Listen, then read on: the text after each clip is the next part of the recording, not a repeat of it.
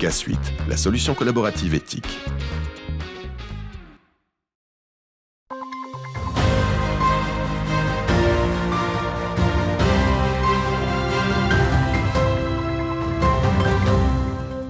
Bonsoir à toutes et à tous, samedi 27 janvier, bienvenue dans le 15 Info, voici les titres. L'ambassadeur de Chine en France était aujourd'hui à Colombey-les-Deux-Églises pour un hommage au général de Gaulle et aux 60 ans des relations diplomatiques entre les deux pays. Mobilisation autour des buralistes meusiens et haut-marnais, la Chambre de commerce et d'industrie ainsi que les chambres syndicales des buralistes prévoient un fonds de transformation.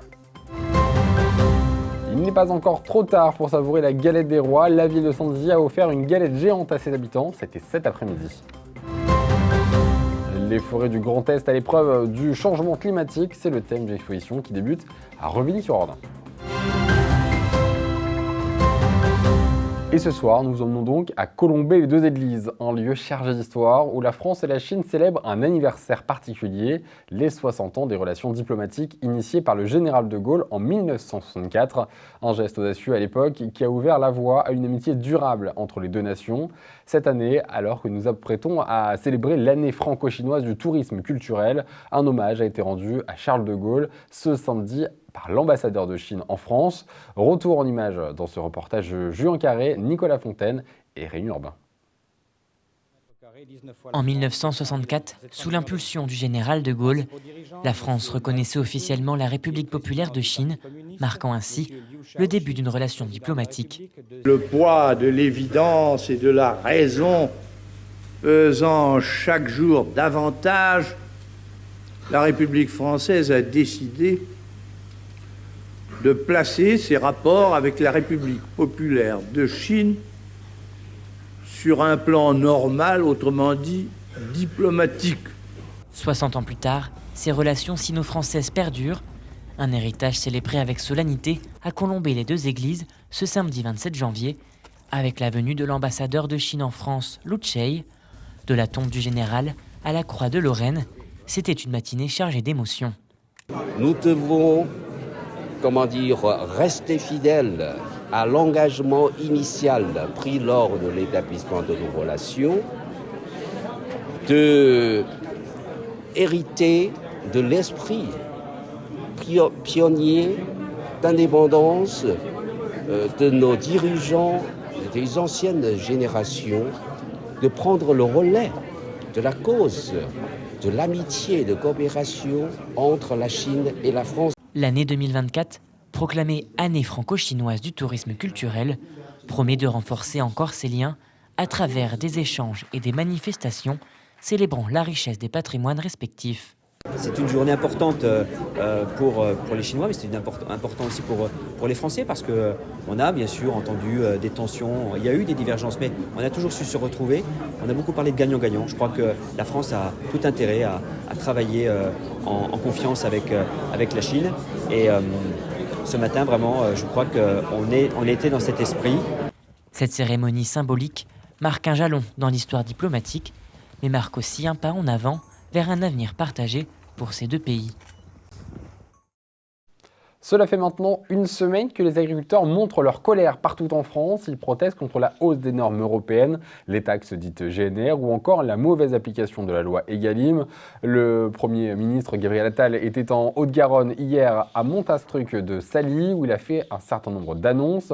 Parmi elles, la suppression de la hausse de la taxe sur le gasoil non routier, l'ouverture du guichet HME pour la prise en charge de certains frais vétérinaires dans le cadre de maladies touchant des élevages, ou encore le renforcement des contrôles du respect de la loi Egalim et des sanctions très lourdes contre 3 entreprises nationales qui ne respectent pas les lois. Même si les syndicats jugent que les annonces vont dans le bon sens, ce n'est pas encore suffisant, a annoncé ce soir le secrétaire général des jeunes agriculteurs à France Info, notamment au sujet de la loi Egalim, des grandes surfaces ou encore du renouvellement des générations. Le maintien des mobilisations la semaine prochaine est donc une certitude selon la FNSEA et les jeunes agriculteurs, laissant tout de même passer le week-end pour se reposer.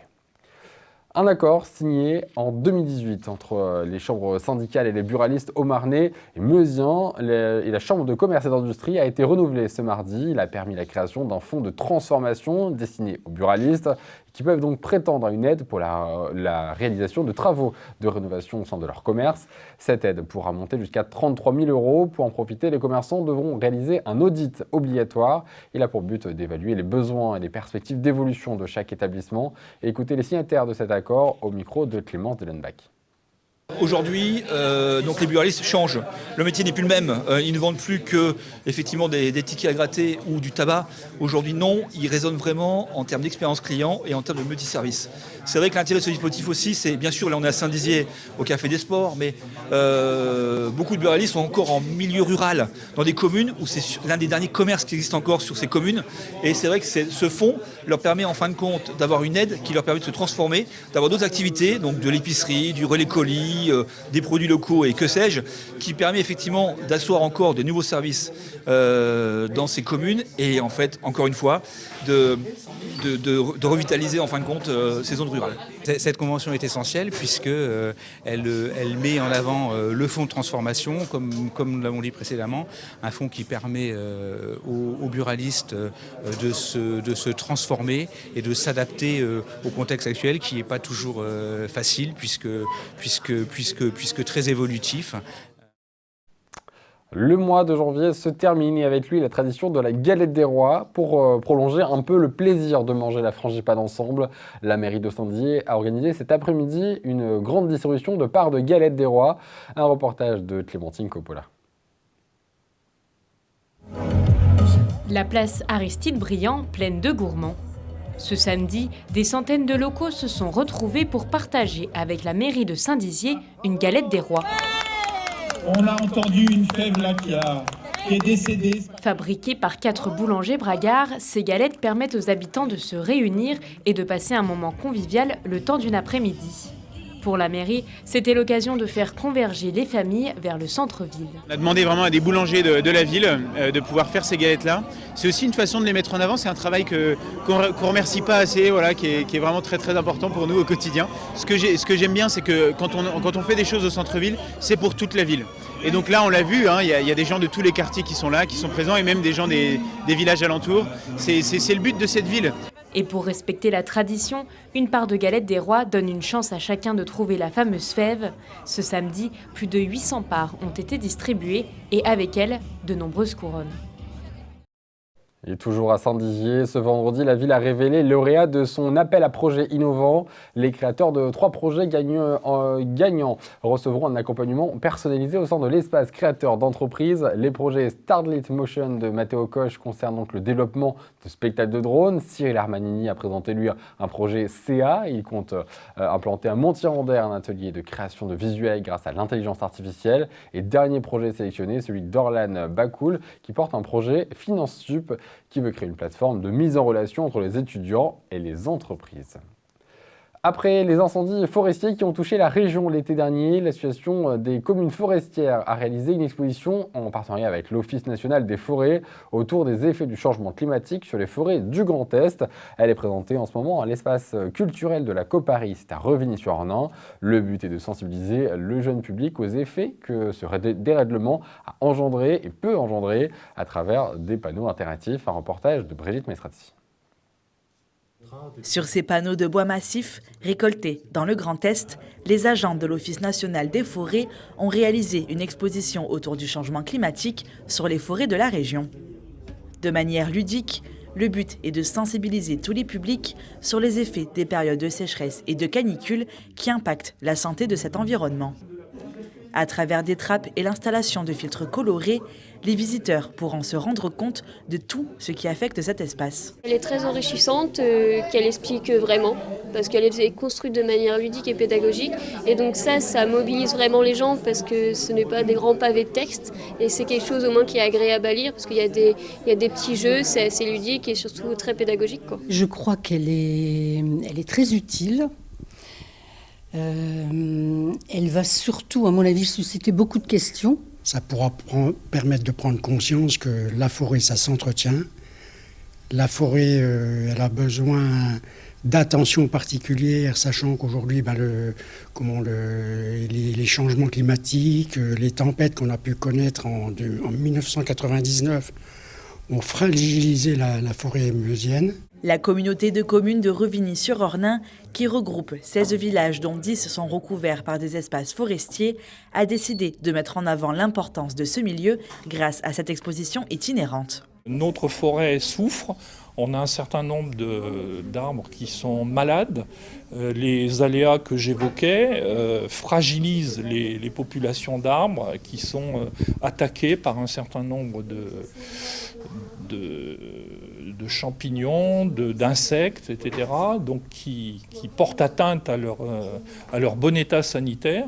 En partenariat avec l'Association des communes forestières, la création de cette exposition a commencé il y a maintenant 2 ans.